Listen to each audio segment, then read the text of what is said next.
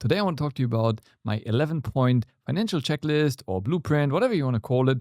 Basically, a couple of points that I think are very important that you should be kind of going through once in a while. Not on a weekly or monthly basis, but once in a while, just go through and make sure you're kind of following these things. Maybe yours is longer or shorter.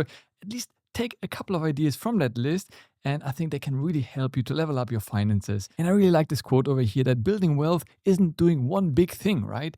It's really about stacking those small, consistent decisions over time. And that's really what it's all about. Same with health, right? It's not about going to the gym 10 hours in one day and then all of a sudden you're fit. No, it's about consistently doing small things every single day. So the same is true for your finances. So kicking things off with the first one, and that's a very obvious one, yet so many people that I speak to personally, I do also consultations and so forth, when I ask them, do you know your monthly spending and your overall budget? They maybe know their budget, but they don't know exactly how much they spend or earned also, right? If you have multiple income sources, which many of you may have, myself included, a lot of them, they kind of guesstimate, right? How much they earned. Well, from that business, that much, from the side hustle here, a bit of freelancing.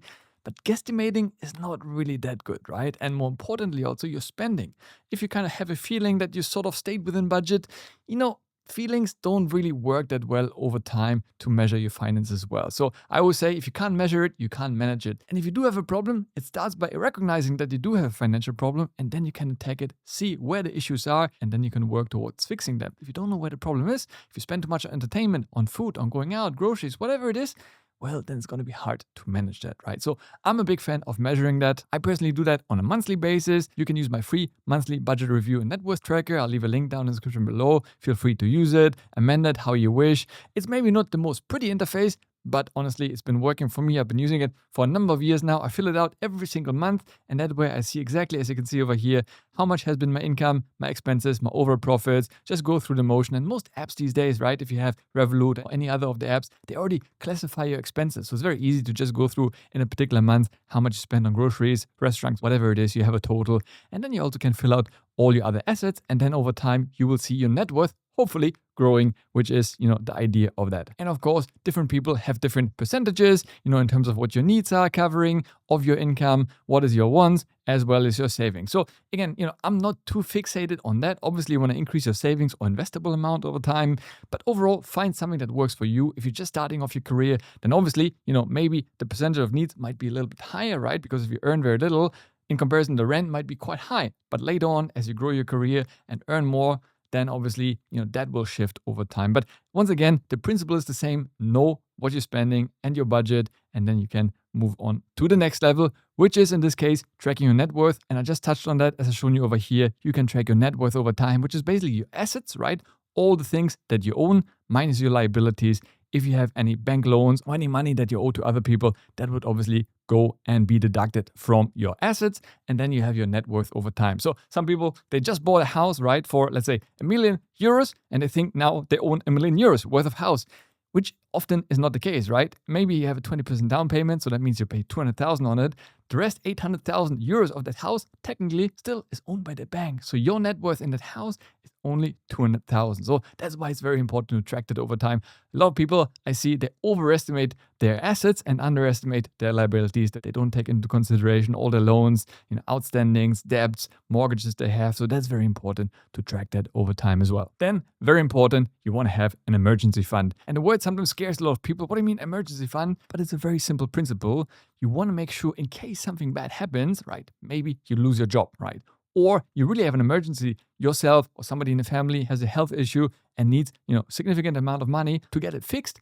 Well, then you don't want to be in a situation where you may be forced to sell your house, your car, or, some investments that you made. You want to have some cash sitting on the sidelines that you can tap into and pay for those unscheduled emergencies, which life will throw at all of us eventually. And I think it's very important. Now, in terms of how much money you want to have there, it really depends on you. Again, depends on how much you earn and so forth. Generally, people say anywhere from 3 to 6 months. For me, up to 6 months is usually what I like. Anything on top of that, I will actually rather invest. Usually I invest in liquid investments like stocks and ETFs, which if I had to, I could liquidate really quickly. A house If your only investment is a house, well, then it's going to be very hard to liquidate, right? If you need the money right now, then it's going to be hard to sell your house, overnight to get the money to pay for something the next day. Whereas with Bitcoin or whatever, I can literally sell it on a Sunday night and I have the money in my account. So that's just something to keep in mind. But yeah, you do want to have some money that you have on the sidelines and can tap into anytime you wish. Now, personally, I'm using a platform like Bondora, where I'm currently earning 6% on my cash sitting over here. That's the interest I earned so far. But again, there are many different options out there. Of course, interest rates have been lowered in recent times. So you want to find something that works for you and we can withdraw anytime, because I have seen some nice offers where they pay you high interest, but then you have to commit your money for 3, 6, or 12 months, which kind of defeats the purpose of having an emergency fund that you can tap into anytime. So even if your interest on there is a little bit less, well, that's fine. You want to have the flexibility to use that money whenever you want, because as the name implies, you can't really plan for emergencies. That brings me to the next point, and that's eliminating high interest debt. I just touched on it when I spoke about net worth tracking, because debt basically is part of the liabilities, right? The money you owe to other people or banks. And this can really set you back, right? When we invest, for example, in an ETF, let's say S&P 500, right? We calculate around 8 to 10% return, which is great, right? That's how we compound growth over money over time. High interest debt, on the other hand, will actually work against you, and those debts can be extremely expensive. I've seen some of those buy now, pay later platforms charging you anywhere from 15 to 25% per month on the outstanding amount, which is absolutely crazy. So that's compounding negatively against you. Rather than growing your money, you're decreasing your net worth over time. So that should be your very first priority, almost in a way, even before setting up an emergency fund, right? Pay off the debt, because that's really the current that goes against you while you're trying to swim out. That just keeps on pushing you back and you're not making any progress at all. So get rid of high interest debt. I mean, mortgage is a different thing, right? That's strategic debt that you take, usually at a lower interest rate, but these are consumer loans and so forth that really will hurt you. So make sure you pay that debt off right away, because that's a real money trap. The next point on the checklist has to do with automating your investments. Now, obviously, I speak a lot about investing your money to grow it over time, and I'm a big advocate of automating it as much as possible so you don't have to think about it, right? Because a lot of people, they don't invest even in the first place because they think, oh my God, I'm going to spend so much time trying to manage the investments, see which stock I should buy and sell and so forth, and it will take a lot of my time. I have family, I just can't manage it all.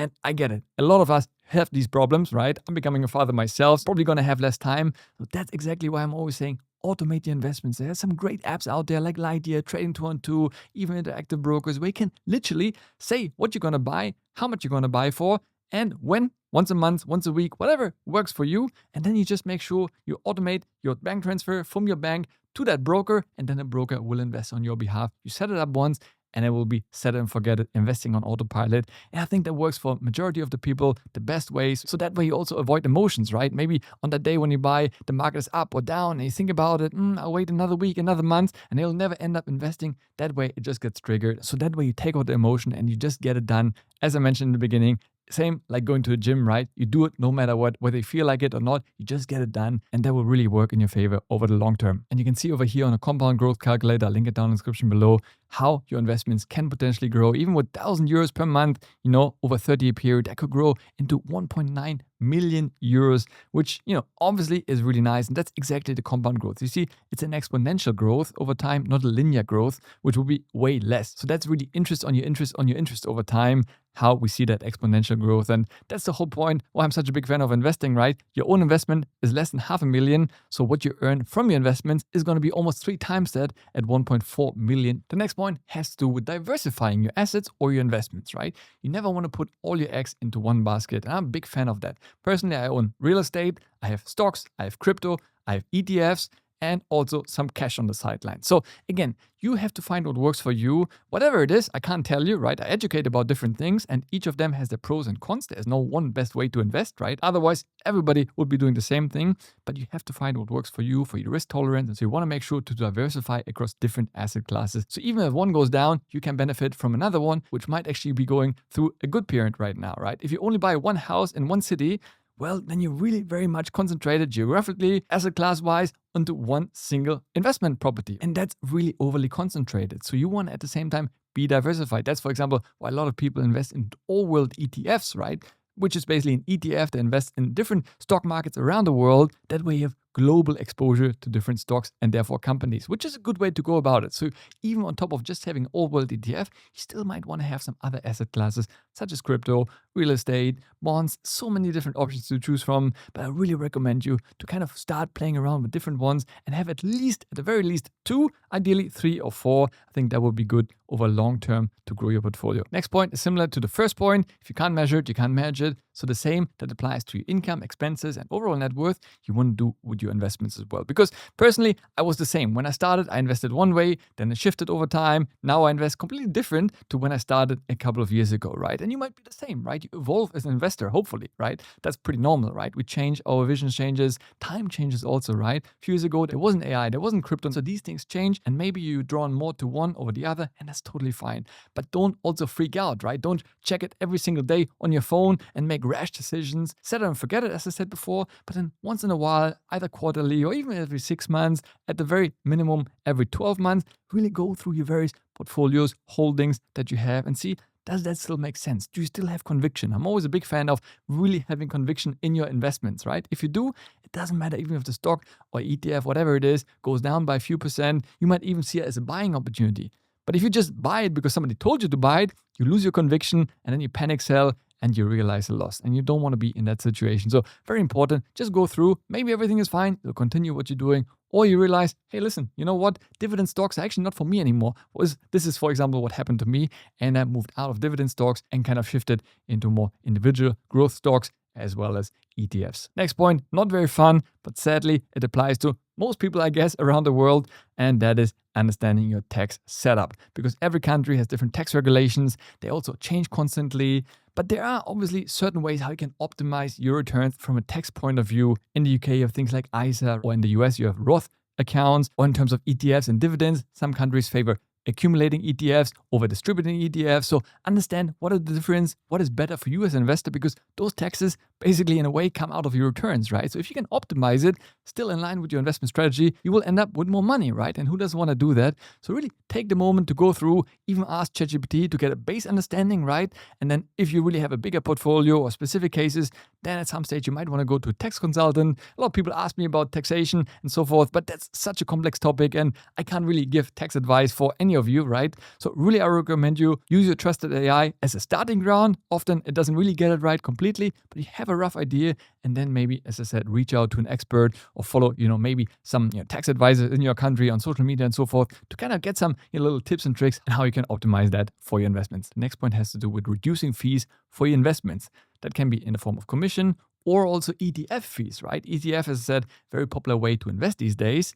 But those ETF providers, they do charge you a fee. And while you don't pay directly, it basically comes out of your returns. And different ETFs have different fees. For example, S&P 500 ETF usually has a lower fee than, for example, an all-world ETF, which has way more stocks in there, right? So that's something to keep in mind. And I really recommend you to check out, for example, an ETF fee comparison calculator. I'll leave a link down in the description below, which you can check out. We can run some numbers over here. But just to give you an idea, between my 2 ETFs that I use personally, right? One of them, I pay 0.03%. That's for my S&P 500 ETF. For my NASDAQ 100 ETF, I pay 0.3%. So it doesn't seem like a huge difference.